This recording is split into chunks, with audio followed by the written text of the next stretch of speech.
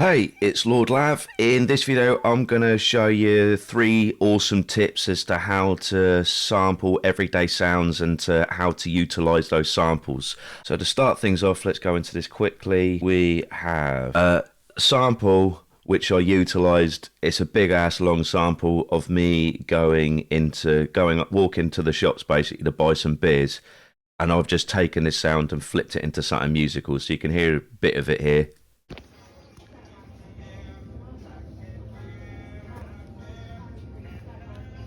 I'm not going to necessarily use exactly this bit, but I came up with the beginning of that and I've taken a small section of it. You can hear the whole audio here, this bit above. And I found a section of it which is just me on the checkout, which you can hear here.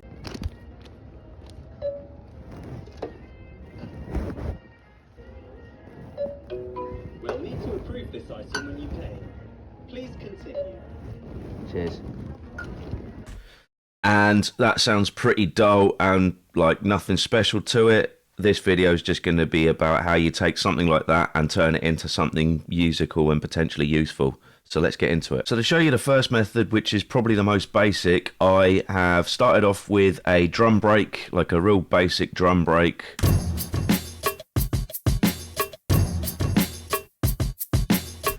And all I'm going to do with that drum break is that's just going to be drums to play the samples to. And basically what I've done is I've started off with Serato Sample, which is a good software sampler, really easy to manipulate lots of different sounds in different ways. And I've just found what to me are some of the most interesting sounds within that sample I had. And I'm just in a percussive sort of way, a bit like as if I had different drum breaks, just taking the samples and playing them like I am on drum pads basically, and yeah, playing the sample like that. So I've got 5 samples here of what to me are briefly some of the most interesting sounds, which are this one, checkout, bit of the checkout. We'll need to approve this item when you pay. Cheers. Me saying cheers. And a little bit of sound of me tapping the bottles. So all I need to do is just record me just playing those sounds to the beat, basically. What's good about Serato Sample is it immediately syncs your sample that you put into Serato into whatever the BPM is of the overall track, which at this point is 90 BPM. It also tells you what key it is, so you can do all the other things like changing the key roughly and all these kind of things, pitch shift and all this sort of weird and wonderful stuff quite easily if you want to, or you can double up the time of the sample or slow it down. But that's kind of this is the easiest, quickest way of doing it, is just taking whatever sample you want and then just putting it into a Serato sample or something like that, another software sampler, and just syncing it basically to the pace of the track and then just playing it from there. We'll need to approve.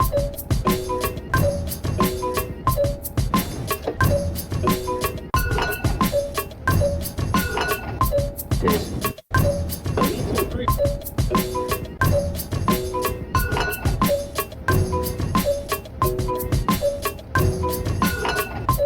Cheers.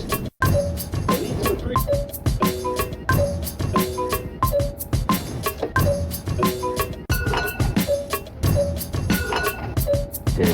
So that's kind of the first most basic method for taking everyday sampled sounds and flipping them into something a bit more musical. Let's go with the second one. Okay, so another cool tip that I enjoy often using, which you can check out, is probably best shown using Logic Pro Sampler. And I've got an instance of that here. And basically what I've done is I've taken the same sample, but I've taken a far smaller section of it and used that and basically pitched it across all the keys of my keyboard that I've got here. So I've just taken like the smallest sample. Where is it? It's here. That's like the standard note. That's the C1 of the note. And what I can do with that, by pitching it across all the keys, I can basically make chords out of it. So, and I can pitch them down. Using it in the sampler, for example, the longer the the higher or lower the sample is, like in terms of pitch, the longer or shorter the sample will end up being. But you can see past that, and there's all sorts of things you can do. You could play scales off of that as well, like, and you can just play that, turn that into an instrument just from that one sample. So let's see what we do recording that.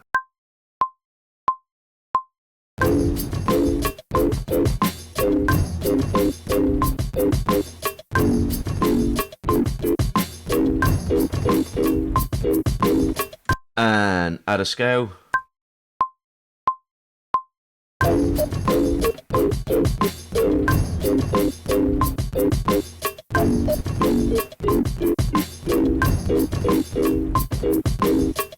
And that's just taking the tiniest of samples and basically turning it into a brand new instrument. Now let's get into what is, for me personally, my favourite way of manipulating samples, particularly samples from everyday sounds, and turning them into something to use in a song, something musical: granular synthesis. Now I can do another video going into more depth as to granular synthesis and what granular synthesis is, but for now, to just explain it, whereas the other examples I've shown you in sampling, it's kind of just straight playing out the sample and maybe repitching it a little bit or something like that, or just playing a section. Granular synthesis basically works off the idea of playing grains of an overall sample, and you can manipulate how large the parts of the grains are, how quick those grains are playing, and whether those grains overlap or not, and kind of the pace they're playing.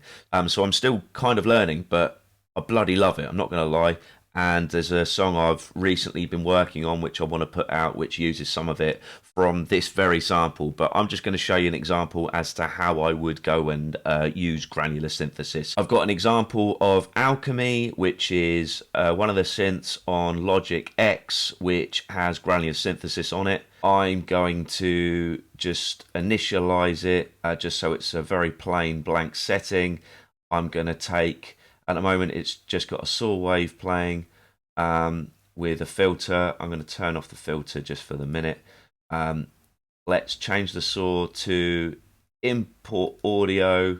I'm going to make sure that it's on granular synthesis. I'm going to take the same sound I've been using, which I can see here on Logic.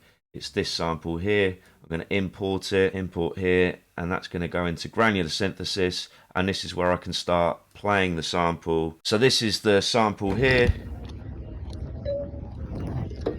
And this is where the fun comes in, because I've got all these parameters here which play, and also there's the type of grain shapes as well, which we could get more into perhaps in another video. And there's also the pace and the overall speed of the sample, which I can speed up or slow down.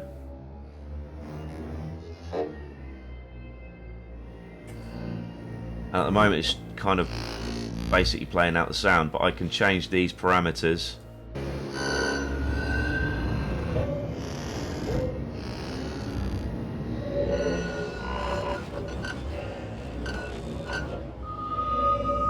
Or I can speed it up.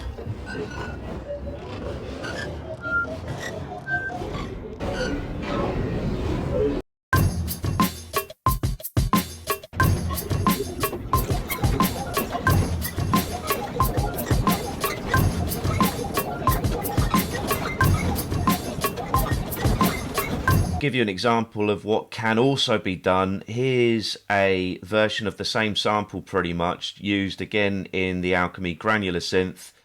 You can see the parameters here, how it varies a bit from what you previously saw me doing, and you can hear what this sounds like. The other thing I've done as addition is I've messed around with the envelope on Alchemy, and I believe I put some reverb in there. Yes, I did. I put some delay and reverb in there just to add to the lushness of the overall sound. There's all sorts of things you can do. You're limited purely by your own imagination on this one. But just to give you a listen in as to what this same sample sounds like and how lush it can sound. So here we go.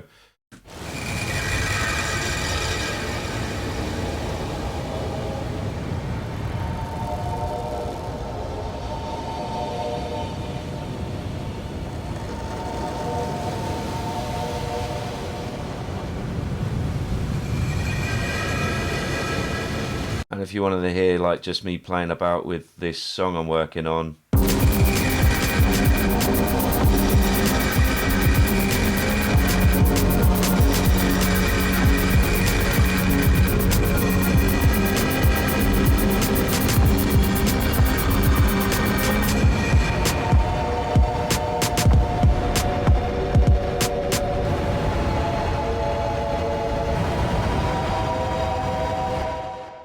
that's just a little idea as to how you can do things. But hey, let me know what you guys think. Let me know if this video was useful, or any ideas you might have come up with, or any questions you want to ask in relation to this, or anything else you want me to show you any videos on in relation to music production or MCing or DJing or whatever. I'll be doing more videos as we go. Hope you enjoyed this video. Feel free to give it a like and subscribe to us on YouTube. Also check out my music under Lord Lav on Spotify and everywhere else. And if you really like what I do, then consider supporting us through Ko-fi. All the best. Peace.